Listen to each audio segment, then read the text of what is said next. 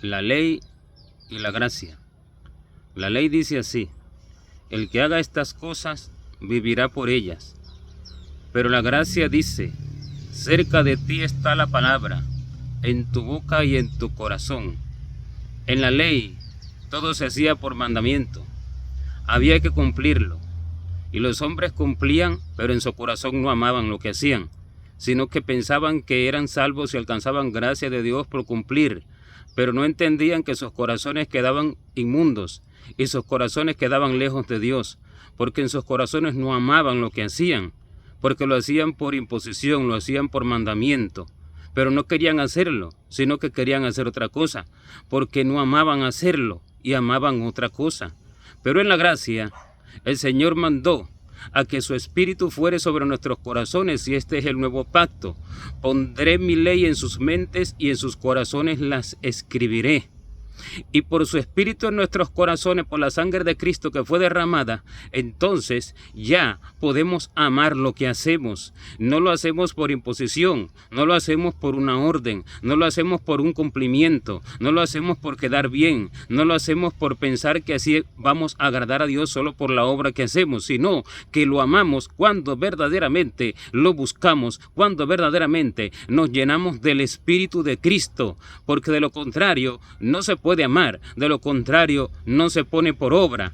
Y en la ley las cosas no se hacían por amor, se hacían por obra, se hacían por hacer, pero en la gracia se hacen por amor. Por tanto, ahora lo que cuenta es el amor, no la obra, porque la obra sin amor no es válida delante de Dios, y por lo cual dice que todas nuestras cosas sean hechas con amor. ¿Pero cuál es el amor?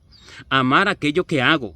Si voy al templo, es porque lo amo y no deseo hacer otra cosa. Si voy a orar, es porque amo la oración y no me complazco en otra cosa. Si voy a limitarme de cosas del mundo, de cine, de televisión, de juegos, de deportes, de música mundana, de deleites y placeres temporales, me limito de esas cosas porque no amo aquellas cosas, porque lo que amo es celestial, porque lo que amo es espiritual, porque lo que amo es del corazón, porque lo siento, porque lo vivo, porque Cristo vive en mí y no yo. Esa es la gracia. Que no lo hago por imposición, o por decir lo hice, o por decir lo cumplí, o por decir mira no hice aquello, o mira no hice esto, y así quedé bien con el líder, y así pienso que agrado a Dios.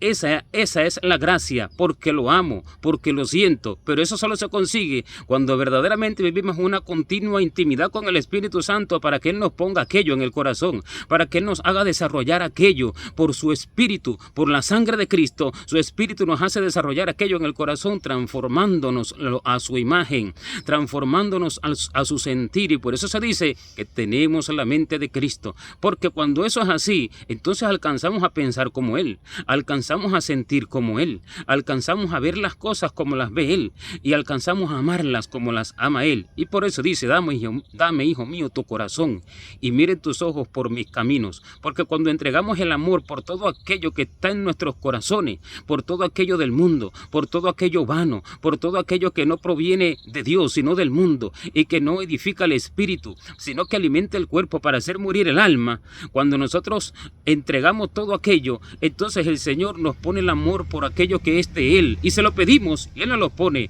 Pero hoy no se enseña así. Hoy se ha vuelto al mandamiento antiguo, al de la ley.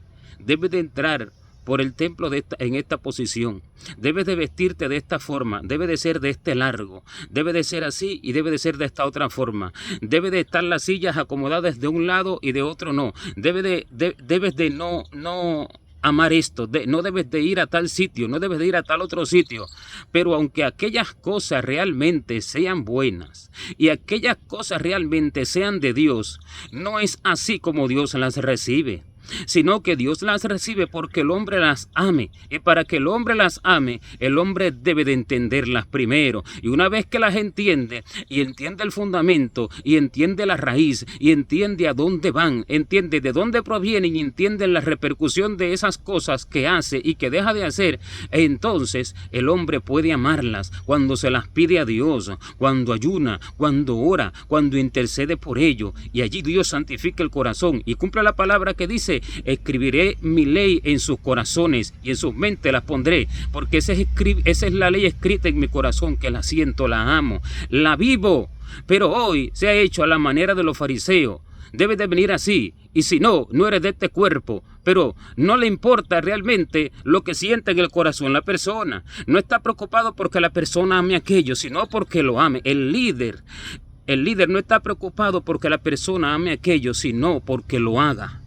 Ese es el problema que había en los fariseos, el mismo que hay hoy, y por lo cual el Señor les dijo: guías ciegos, que decís, si alguno jura por el templo, es deudor, pero si alguno jura por el oro del templo, es nada, pero si alguno jura por el oro del templo, es deudor. ¿Y cuál es el templo? El templo es el corazón del hombre. ¿Y cuál es el oro del templo? La obra que éste hace, la acción que éste hace. No importa cómo la haga, dicen ellos, lo importante es que la haga. No importa si amas vestirte de largo, lo importante es que tiene que ser así para que esta iglesia sea santa, para que esta obra sea santa. Pero Dios no vino por una obra, vino por un pueblo, ni vino por un altar, vino por el corazón transformado, bendito sea Dios. Y entonces no les importa realmente que la persona entienda y ame aquellas cosas, lo cual es la principal ofrenda que Dios recibe. Y este es el templo, el corazón que tiene ese amor por aquello que se hace, y este es el oro, aquella acción que se ejecuta. El templo vale más que el oro. Lo que siento por aquello vale más que aquello que hago.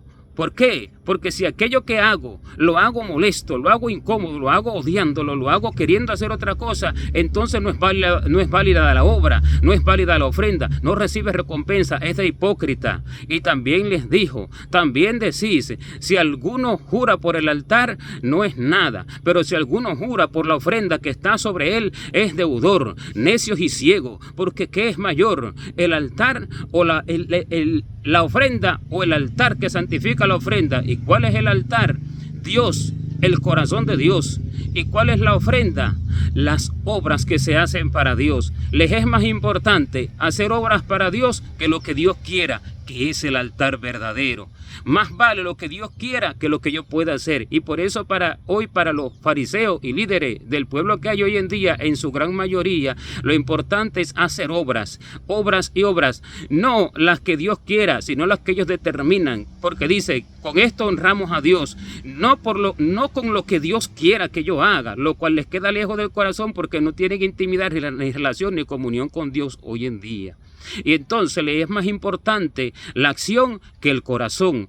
¿Qué quiere decir? Que hoy se impone la ley, pero cuando se ama con el corazón, no se impone la ley. Cuando se ama con el corazón, lo que se hace, ni uno solo se pierde. Porque dice de ello en Isaías 35:8, que habrá calzada y camino para el verdadero pueblo de Dios, y será llamado camino de santidad, y no entrará inmundo por él, porque Dios mismo estará con ellos. Y cualquiera que ande por este camino, por torpe que sea, no se extraviará. Pero ¿cuál es el camino de santidad? El camino de la imposición, vístete así y así no, aunque sea bueno. Pero no es así, sino te enseño a cómo y por qué, y de dónde viene, a dónde va, y se ora para que se ame aquello. Y entonces, ¿cuál es el camino de santidad? El cual cualquiera que ande por él no se extraviará. El camino del amor por aquello que se hace.